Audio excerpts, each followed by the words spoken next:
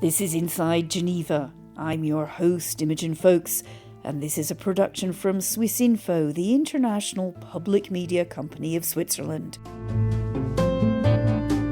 In today's programme, we've been dealing with the refugee situation for 10 years. At some point, that's enough. There's a new battle on the streets of Britain, fought with flags and calls for deportations and fear-mongering about immigrants. In Europe, we're rather seeing one country after the other erecting barbed wire around their country and around our continent. They're pouring into our country. Nobody's even looking at them. They just come in. The crime is going to be tremendous. The terrorism is going to be... We believe it's within the rights of any government to set immigration policies that they believe make sense for their country and their electorate. But setting lawful immigration policies does not mean that you have the right to mistreat migrants. A chaotic scene as Venezuelan migrants arrived in El Salvador over the weekend.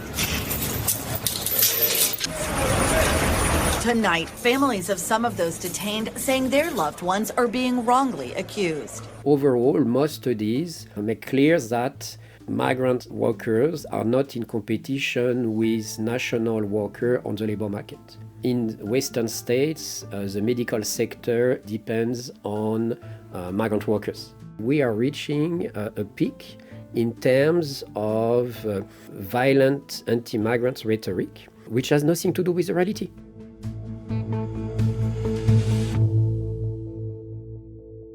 Hello and welcome again to Inside Geneva. I'm Imogen Folks, and today we're going to explore the, how shall I describe it, tricky, challenging, divisive, polarised debate around immigration. It seems to dominate our political discourse. Other challenges like climate change, even conflict, have been pushed down the agenda. So why have we become so concerned about this issue? What are the facts and figures behind the political rhetoric?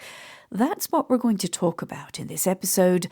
And we're going to start with a conversation I had recently with Jan Egeland, Secretary-General of the Norwegian Refugee Council, who told me he was dismayed by the tone of the debate in Europe and by what he sees as a lack of support for refugees. I think we are seeing a race to the bottom. I had hoped we would be much better off. In Europe, we're rather seeing one country after the other erecting barbed wire around their country and around our continent.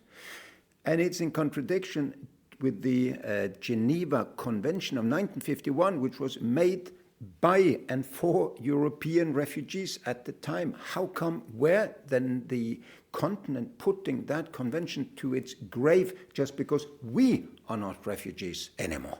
Do you think it's that? Or because some people say that, that was created in the wake of the Second World War, that convention, and that really it's not suited to the situations we have today when people are much more mobile, there's more conflict.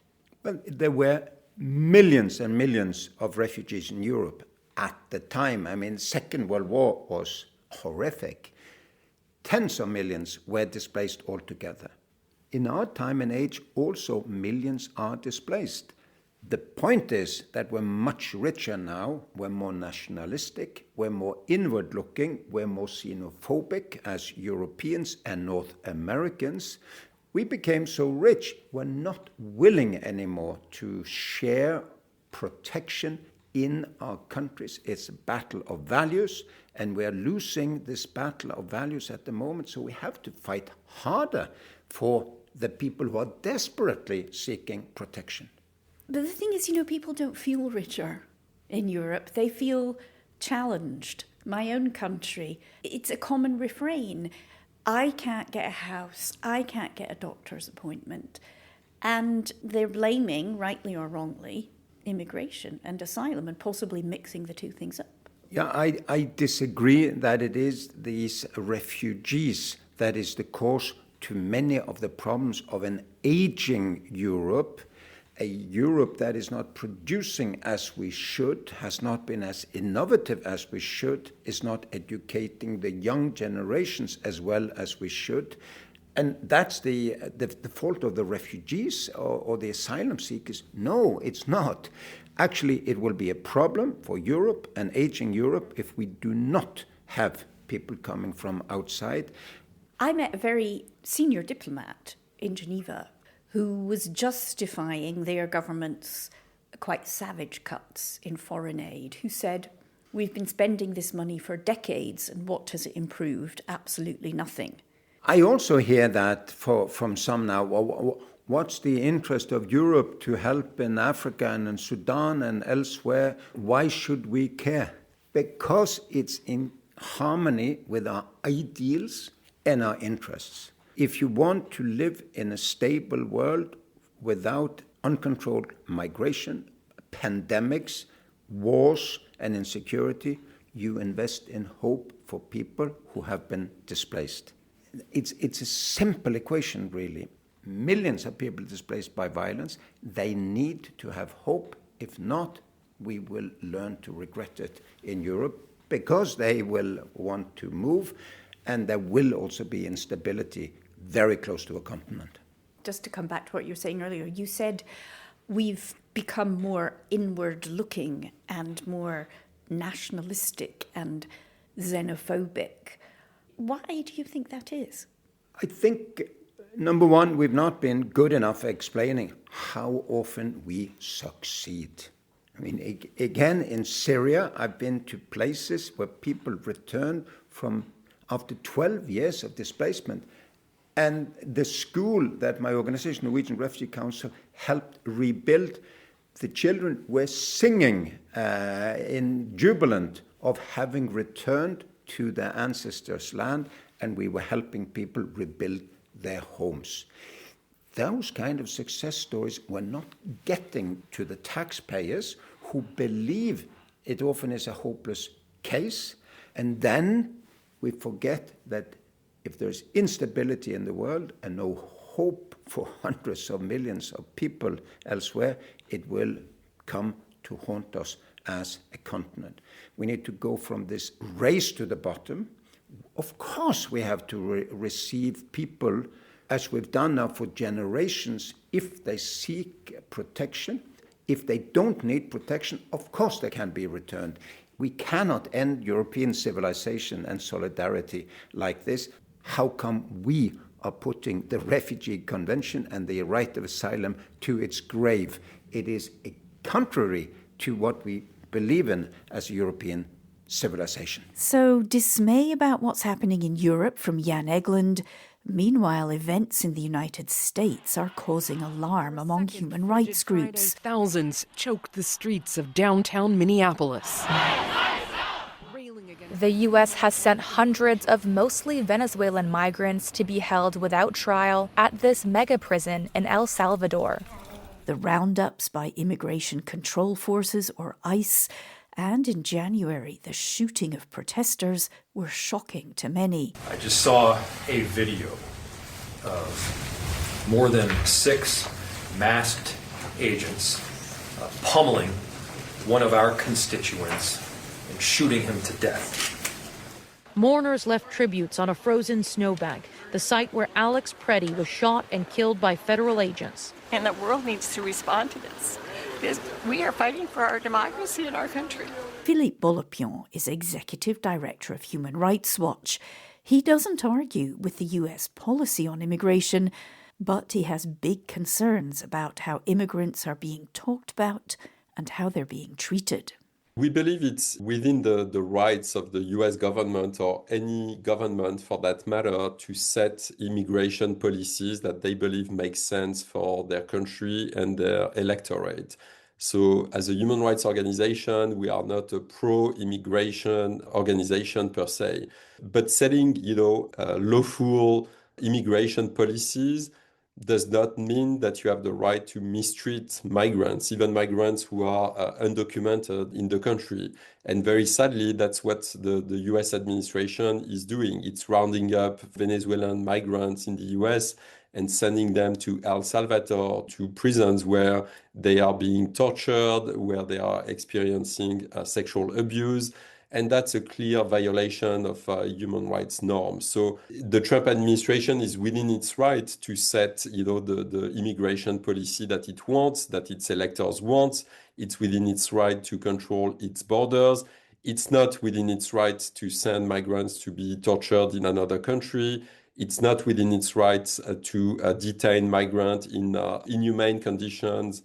So, that's what international human rights law, international human rights norms do. They constrain governments to make sure that people's rights are being respected, even people who may be undocumented in the US today. Do you think that message from you, though, is getting across? I mean, we hear very often, not just in the United States, but in Europe too, people cite immigration as one of their biggest concerns. Do you think the framing of the debate is wrong? There is no question that the sort of anti-immigration sentiment has fueled the rise of illiberal movements, both in the US and in Europe. And, some populist political movements are demonizing migrants or asylum seekers.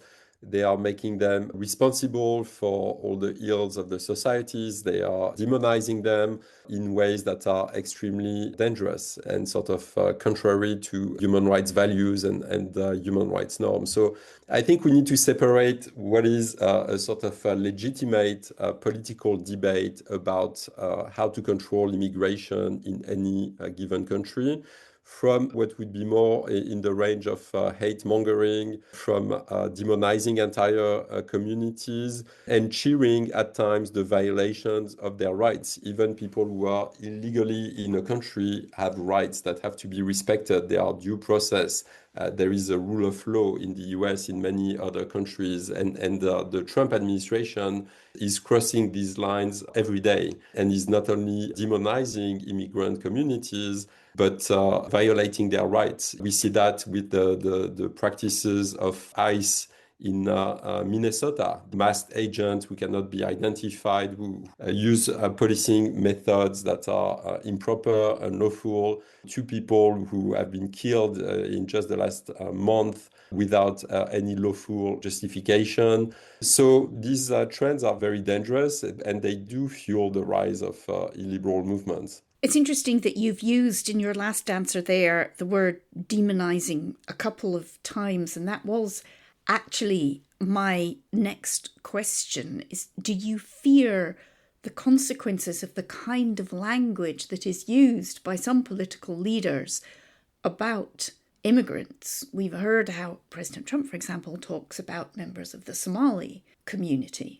The demonization of entire communities does have real-life consequences. One has to wonder how much President Trump's attack on Ilhan Omar, a US congresswoman who came from Somalia, who was victim of an attack a couple of days ago, how much President Trump's attacks on her and demonizing of her and her entire community, how much of a role did that play in that individual attack. So this type of rhetoric is dangerous and it has real-world consequences. We're also facing a kind of war of words about what's true or not.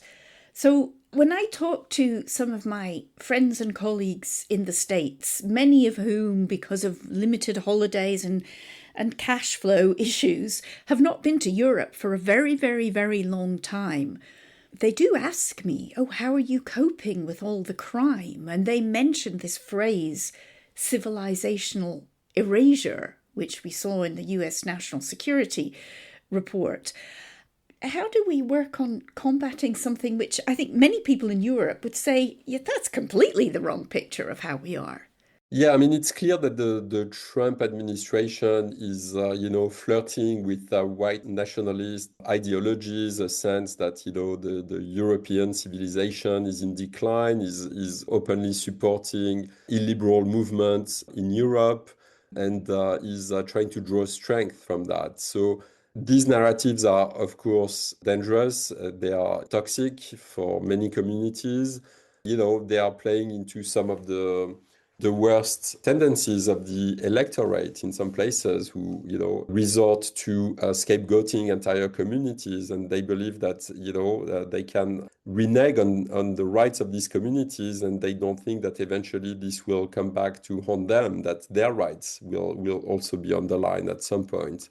And history shows that often you start with the most disfavored or vulnerable communities in a society, but as authoritarian tendencies progress, eventually it's large parts of the populations that are deprived of their rights and deprived of the opportunity to choose the government that rules over them.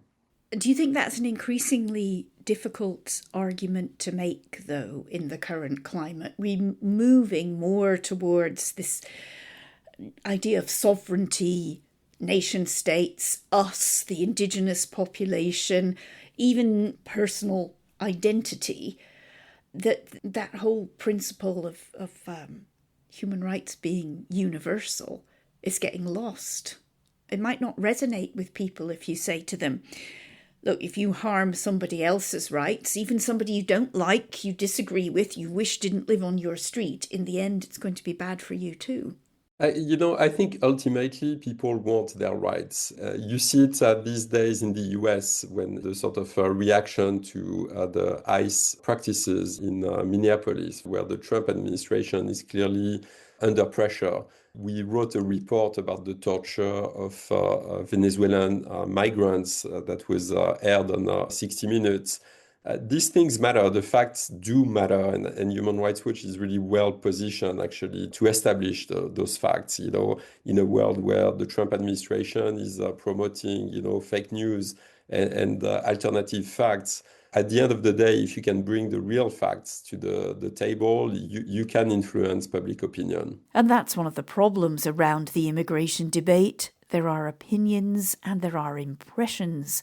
Philippe Bolopion and Jan Egeland have their views about human rights, about the right to asylum.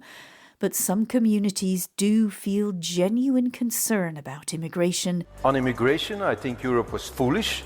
We attracted the wrong kind of immigrants. We need immigrants, but we need to attract the right kind. Doesn't matter where they were from. It's just the fact that suddenly 500 to 600 males, young males, will be in the town and wandering around. But our main specialty is attracting immigrants that are actually weighing on the social system, and our citizens see this, and this has fueled the extreme right. They worry about job security, about pressure on public services, and about crime. It is a problem because we don't know who they are, we don't know the past criminal record, we don't know the past history. They walk around in gangs, you're not safe because you're usually on your own, but they're always in groups of at least 5. That's why, as Philippe said, we need facts. To get some, I went to Geneva's Graduate Institute to talk to Vincent Chetail. He's director of the Global Migration Centre at the Institute. In an office surrounded by data about migration, with studies from dozens of countries, I asked him first what the data showed about migrant workers putting pressure on the jobs market. Overall, most studies make clear that migrant workers are not in competition with national workers on the labor market. Generally, they are taking jobs which are not taken by nationals as such. And obviously, you can, in some specific sector, find a different. But overall, as a general trend, there is no risk of unemployment among the national population because of migration. People also say migrants are putting pressure on hospitals and housing, which really should be for national people. Yeah. No, this is another interesting argument because, first of all, in Western states, the medical sector depends on migrant workers. This is true, particularly true for the UK, the US, and many other countries in Europe. The hospitals cannot survive without foreign doctors and so on. So this is quite interesting, this kind of counter-argument. And then they are not using healthcare more extensively than nationals. In terms of housing also, you mentioned, sorry. Mm-hmm. Yes, housing again, because the problem is that housing is more about the market as such than the population per se, in the sense that most incentives in terms of welfare benefit for housing and so on, many are reserved to nationals, and here again, there is no tension between more migration and less housing. There is no correlation. And then the one we read about it a lot in the newspapers, migrants commit more crime. Mm-hmm. Yes, here again, and it is interesting because we have very good databases now since more than 1 century in the US, and it is clearly demonstrated that they are overall, foreign-born migrants are committing overall less crimes than national population, if you, of course, exclude the question of documentation, the administrative fines related to those who interned. So a crime related to not having the right papers. Exactly. So if we exclude these, of course, but even here, in the sense that, again, contrary to the common misperception, undocumented migrants are a very small minority. In fact, according to all projections, the vast majority of migrants are coming with a regular paper, visa, and so on. There's one country in Europe which is taking a slightly different approach to immigration. Spain, for example, has offered an amnesty to undocumented migrants. It's not citizenship, it's an amnesty, perhaps a path to citizenship later on. Spain's economy is actually doing quite well. Do you see a connection there that other countries could learn from? Several experts have mentioned that there is a connection between economic dynamism of Spain compared to other European countries and immigration. So this is correlated by several studies. Then it will be too easy in the sense, of course, it is part of the picture. But I don't want to replace one narrative by another one, in the sense that obviously migration is an avenue for economic development for sure, but obviously this is not the only one, in the sense that dynamism of Spain is partially due to immigration, but there are many other factors. You've given me lots of evidence, lots of facts, quoted lots of reports. But how do you combat this fear? Because I hear it also from people who I would have been surprised. They say, I feel threatened, I'm worried for my daughters. Can you counter that fear with your facts? This is not to me to counter a narrative which is wrongly spread for bad reasons by politicians. I'm not responsible for this. I'm responsible as an independent scholar to tell the truth to those who are asking me some evidence. But obviously, what is very disturbing now is that even I'm working in this area since 3 decades, and I can see that even a pure evidence-based approach is no longer accepted as such. And this is quite telling about the level of manipulation we have reached today in this area. Despite all the important contribution after the Second World War, human rights, fight against racism, what is striking is the racialization of the discourse. And the fact that despite the formal prohibition of hate speech, now hate speech has become the new normal, clearly. And here this is very worrisome in the sense that we are reaching a peak in terms of violent anti-migrant rhetoric, which has nothing to do with the reality. I'm used to say to my students that the reality of migration is at the opposite of what is described in political discourse and mass media as such. And obviously, there are many reasons for this gap. The gap is huge between reality and misperception. And there are many reasons for this gap. First of all, of course, electioneering is a key factor. Using migrants as scapegoat to avoid addressing the real issues at stake, climate change, unemployment, health issues, and so on. So obviously, this is part of the picture. When you hear some of this rhetoric, it seems to become quite extreme now in the United States. Does this concern you? Of course, the US is the state in the world with the most important number of migrants, and most of its economic growth is also due to this contribution. What is extremely worrisome is related to the systematic violation of the most basic human rights of migrants. Habeas corpus, the right to explain its own situation. So what is worrying is also the rule of law is under attack through the operation against the migrants. And this is extremely worrisome as such. And first of all, I want to thank El Salvador and their president for their partnership with the United States of America to bring our terrorists here and to incarcerate them and have consequences for the violence that they have perpetuated in our communities. A new report found some Venezuelan citizens deported by the Trump administration to El Salvador faced horrifying abuse during their time in a notorious prison. The abuse allegedly includes systematic torture, sexual violence, and forced disappearances. So the facts don't really support the negative rhetoric around immigration, Vincent Chetail says.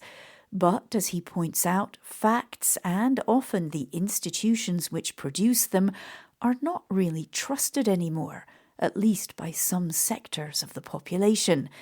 That's why even Vincent, who deals primarily in statistics, has come to share some of the concerns of human rights groups that the debate on immigration is now being twisted into a real threat to our fundamental rights and principles.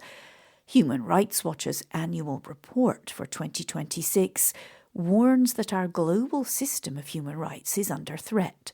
And so, I had another question for Philippe Bolopion. So when you see the people of Minnesota peacefully protesting against these immigration raids, delivering food to their neighbours who are frightened to go out, does that give you some confidence that not everything's lost? Because in your report, you're asking if the United States has switched sides on human rights. Well, it's clear that the government, the Trump administration, is hostile to the human rights movement and to the entire ecosystem of human rights norms. You know, President Trump is proud to be bound only by his own morality, not by international law.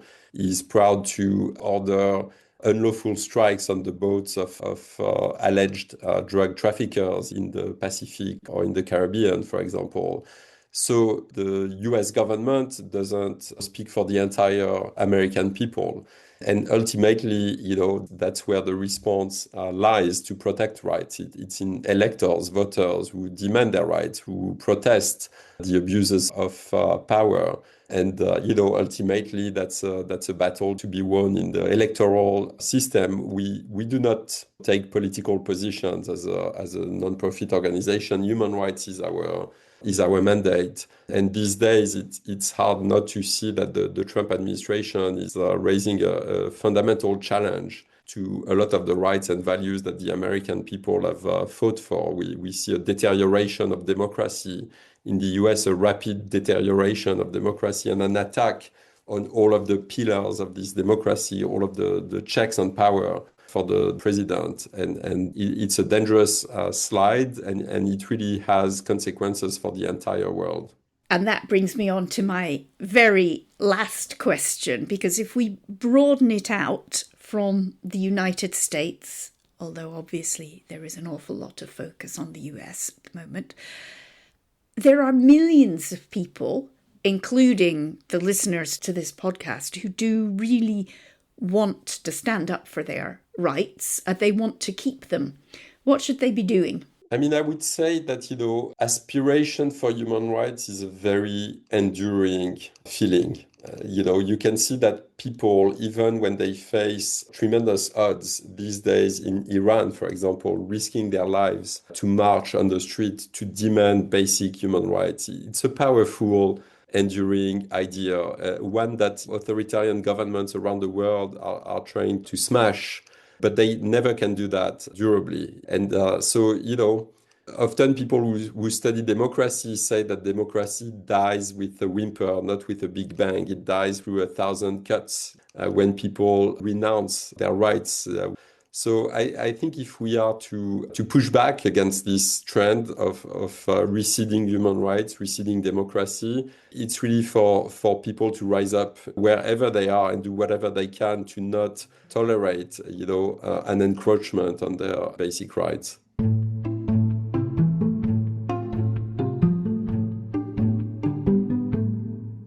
And that rallying cry from Philippe Bolopion brings us to the end of this edition of Inside Geneva. If you are concerned that your and your neighbours' rights are in danger, stand up and defend them. We know immigration remains a challenging topic, but we hope this programme brought some useful perspective to the debate. We'd love to hear your thoughts on the issue, so please share them by writing to us at insidegeneva@swissinfo.ch.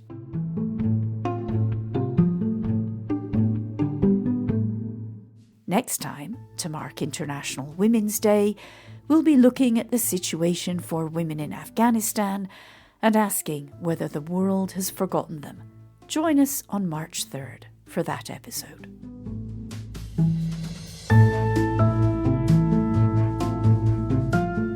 A reminder, you've been listening to Inside Geneva, a Swiss Info production. You can subscribe to us and review us wherever you get your podcasts. Check out our previous episodes, how the International Red Cross unites prisoners of war with their families, or why survivors of human rights violations turn to the UN in Geneva for justice. I'm Imogen Folks. Thanks again for listening.